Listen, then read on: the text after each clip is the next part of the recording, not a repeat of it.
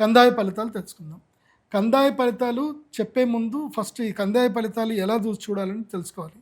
ఈ కందాయ ఫలితాలు ఏంటంటే గనక 3 సంఖ్యలు చెప్తాను. ఎక్కడైతే సంఖ్య బేస్ సంఖ్య వస్తుందో అది మంచిది అని అర్థం. ఎక్కడైతే సరి సంఖ్య వస్తుందో అది బ్యాడ్ పీరియడ్ అని అర్థం, అంటే నార్మల్ పీరియడ్ అని అర్థం. ఎక్కడైతే 0 వస్తుందో అది వరస్ట్ పీరియడ్, బ్యాడ్ పీరియడ్ అని అర్థం. అంటే గుడ్, నార్మల్, బ్యాడ్. అంటే బేసి సంఖ్య వస్తే అంటే 1, 3, 5, 7, 9 వస్తే గుడ్. 2, 4, 6, 8 వస్తే గనక నార్మల్.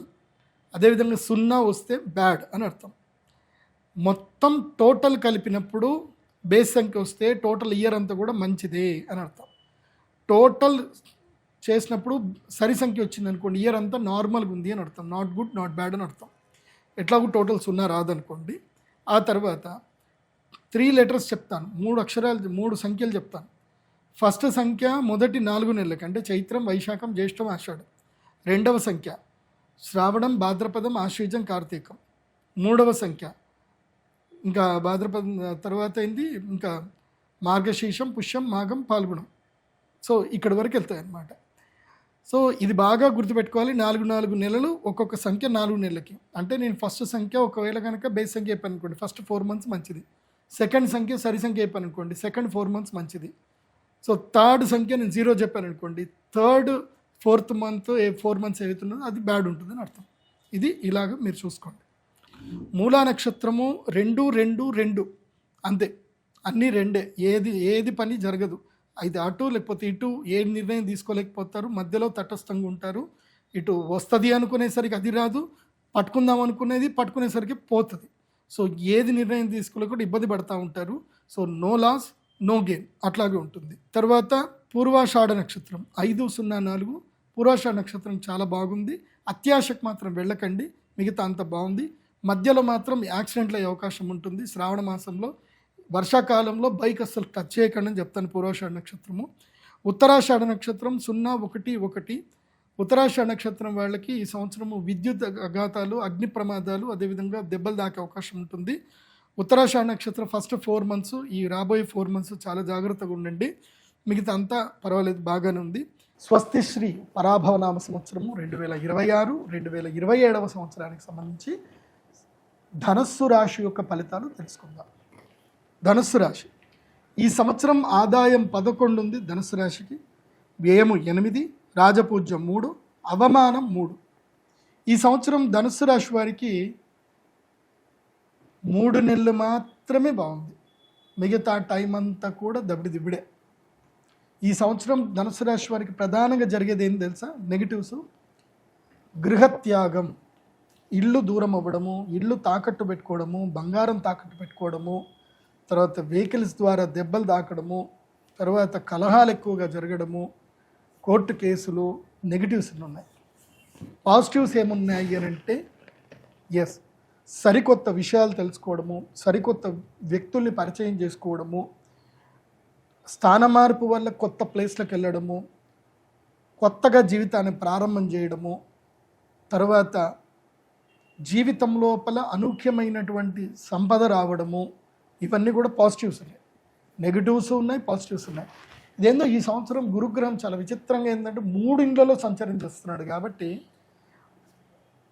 ప్రతి ఒక్కళ్ళకి ఈ సంవత్సరం 3 నెలలు కానీ, 5 నెలలు కానీ, 4 నెలలు కానీ ఎక్కడో ఒక చోట అందరికీ అదృష్ట యోగాన్ని ఇస్తున్నాడు. ధనుసు రాశి వారికి ఏంటంటే సంవత్సరం మొదలు అంటే ఈ జూన్ వరకు మీకు 7వ ఇంట్లో గురువు ఉన్నాడు. కాబట్టి సర్దుకోవాల్సిన టైం. అంటే ఏవైతే ఏమున్నాయో అనుభవాలన్నీ కూడా రాసుకోవడము, గత అనుభవాలన్నీ గుర్తు చేసుకోవడము, ఇకపై భవిష్యత్తులో ఏ తప్పు చేయకుండా అన్నీ చూసుకోవడము, అప్పులన్నీ తీర్చేసుకోవడము, ఇవన్నీ కూడా ఇప్పుడే చేసేసుకోవాలి. అండ్ పెళ్ళిళ్ళు కానటువంటి వాళ్ళు పెళ్ళిళ్ళు కూడా ఇప్పుడే చేసేసుకోవాలి. జూన్ లోపల పెళ్ళిళ్ళు చేసేసుకోండి. ఈ సంవత్సరం వైశాఖ మాసంలో కానీ, జ్యేష్ఠ మాసంలో కానీ పెళ్ళిళ్ళు చేసేసుకోండి ధనుసు రాశి వారు. ఇకపై మళ్ళీ వివాహ యోగానికి సంబంధించిన ఆటంకాలు ఎక్కువగా ఉంటాయండి ధనుసు రాశికి. కాబట్టి వివాహము ఈ సంవత్సరం చేసేసుకునే ప్రయత్నం చేసుకోండి, శుభకార్యాలు చేసిన ప్రయత్నం చేసుకోండి జూన్ లోపల. జూన్ తర్వాత June, July, August, September, October 5 నెలల పాటు గురుగ్రహం అష్టమంలోకి వెళ్తాడు. అష్టమంలోకి వెళ్ళిన గురువు ఏం చేస్తాడు అంటే పూర్తిగా మీకు జీవిత పాఠాలు నేర్పిస్తాడు. స్థాన మార్పు జరుగుతుంది, అవమానాలు పెరుగుతాయి, ఇష్టమైన వాళ్ళు ధిక్కరిస్తారు, మోసాలు జరుగుతాయి, డబ్బులు పోతాయి, వాహన ద్వారా ప్రమాదాలు జరుగుతాయి, మోసపోతారు, కీలకంగా మోసపోవడం జరుగుతుంది. ముఖ్యంగా యువతీ యువకులు మానసికంగా చాలా కృంగిపోతారు, డిప్రెషన్కి వెళ్ళిపోతారు, ప్రేమ వైఫల్యం అనేది జరుగుతుంది. తర్వాత ముఖ్యంగా ఎవరైతే గృహస్థులు ఉంటారో వాళ్ళు గృహత్యాగం చేయాల్సి వస్తుంది, ఇల్లు వదిలిపెట్టి వెళ్ళిపోతారు, ఇల్లు తాకట్లోకి వెళ్ళిపోతాయి, బంగారం తాకట్లోకి వెళ్ళిపోతుంది. ఏది నవంబర్, డిసెంబర్, జనవరి వరకు ఈ 3 నెలల కాలంలో మొత్తం స్మాష్, ఒక్కసారి గాలి బుడగ పేలిపోయినట్టు టప్ అని జరిగిపోతాయి అన్నీ కూడా. కాబట్టి ఆ 3 నెలలు తీర్థయాత్రలు చేయండి, ఎవరితో మాట్లాడొద్దు, చాలా జాగ్రత్తగా ఉండాలి 3 నెలలు. తర్వాత మళ్ళీ ఒక 3 నెలలు అదృష్టయుగం వస్తుంది. ఎప్పుడు? సింహరాశి లోపలి గురువు వస్తాడు కదా, నవంబర్, డిసెంబర్, జనవరి. సింహరాశి లోపలి గురువు రాగానే ఏమవుతుంది అని అంటే మీకు 7, 8, 9 భాగ్య గురువు వస్తాడు. భాగ్యం లోపలి గురువు అంటే సింహరాశి లోపలి గురువు అడుగు పెట్టగానే ధనుసు రాశి వారికి అదృష్టయోగం వస్తుంది. కొత్త పరిచయాలు జరుగుతాయి, కొత్త అనుభవాలు జరుగుతాయి, మంచి ఉద్యోగాలు వస్తాయి, వ్యాపారం ప్రారంభం చేసుకుంటారు, లాభాలు వస్తాయి, దూర ప్రయాణాలు చేస్తారు, మంచి గుడ్ న్యూస్లు అన్నీ ఉంటాయి. కాబట్టి వివాహం కూడా జరిగే అవకాశాలు ఉంటాయి. జనవరి 24 వరకు లక్ టైం ఉంటుంది. జనవరి 24 దాటిందా మళ్ళీ గోదావరి పుష్కరాలు వచ్చేంతసేపు దిబిడి ఉంటుంది. మీరు 7 ఏళ్ల వరకు సంపాదించిన డబ్బంతా కూడా 4 నెలలు కూడా పోయే అవకాశాలు ఉంటాయి. ఎంత జాగ్రత్తగా ఉంటే అంత మంచిది. ధనుసు రాశి వారు తప్పకుండా జ్యోతిష్య పండితుని సంప్రదించండి. సొంత పైత్యాలు మీ మీద మీకు రుద్దుకోకండి. అండ్ మీ సొంత డైరీలో మీరు అబద్ధాలు రాసుకోకండి. నిజాయితీగా ఉండండి. మీకు మీరు నిజాయితీగా ఉండండి, వేరే వాళ్ళకి నిజాయితీ అవసరం లేదు. మీకు మీరు నిజాయితీగా ఉండండి, అనుకున్న పనులు చేసుకోండి, తప్పకుండా అంత బాగుంటుంది. ఈ సంవత్సరం మీరు దైవారాధన చేయాలి అని అంటే ఈ సంవత్సరం ద్వారకకి వెళ్ళండి. ద్వారక అంటే శ్రీకృష్ణుడి యొక్క పుణ్యక్షేత్రం వెళ్ళండి. ద్వారకకి వెళ్ళండి, సోమనాథ్ వెళ్ళండి. అక్కడికి వెళ్ళి శ్రీకృష్ణుడి యొక్క దర్శనం చేసుకోండి. అక్కడ ఒక 3-4 రోజులు ఉండండి. కృష్ణుడికి ప్రదక్షిణ చేసుకోండి. సోమనాథ్కి వెళ్ళండి, అక్కడ ప్రదక్షిణ చేసుకోండి. ఆ తర్వాత మెయిన్గా 4వ ఇంట్లో శని ఉన్నాడు కాబట్టి తప్పకుండా శని శింగ్నాపూర్ అని ఉంటుంది, అక్కడికి వెళ్ళండి, అక్కడ ప్రదక్షిణ చేసుకోండి. ఆంజనేయ స్వామి వారి దేవస్థానంలో ఎక్కడైనా సరే అశ్వత్థ వృక్షాన్ని ప్రతిష్టాపన చేయండి. శమీ వృక్ష ప్రతిష్టాపన చేయండి. శమీ వృక్షం అంటే జమ్మి చెట్టు. మీ పొలంలో కానీ ఎక్కడైనా సరే జమ్మి చెట్టు పెట్టండి. దీనివల్ల మీకు మేలు జరుగుతుంది.